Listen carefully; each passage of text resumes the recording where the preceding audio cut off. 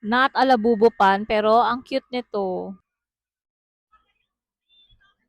So, nakikita nyo naman sa mga videos ko na ang laki-laki ng pimple ko dito. Ayan. And tingnan nyo yung bago kong pimple patch. Labubu. I have another one here. And two here. First time ko mag-acne patch na may design. Yung previous na acne patch na ginagamit ko, yung translucent. Hindi siya masyadong halata sa face, pero kita pa rin. Sana may Kuromi nito or Hello Kitty, di ba? Acne patch, the professional grade.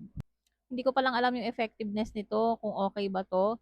Ngayon ko pa lang siya ita-try. Pero sana mag-work. Kasi ang cute niya, 'di ba? Etong isang box na to wala pa yung 100 pesos o 100 plus ko nakuha and meron na yung 180 patches.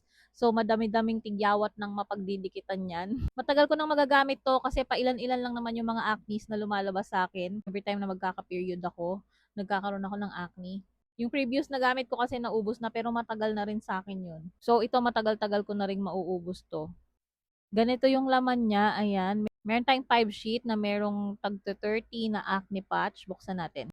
Ayan, and iba-iba yung kulay niya. May green, may pink, blue, yellow, and brown. Ayan, 'di ba? Ang cute nila. Nasa face ko na nga yung apat. So, kung favorite niyo rin yung labubo, nandyan lang. Check out nyo na rin. Nasa basket.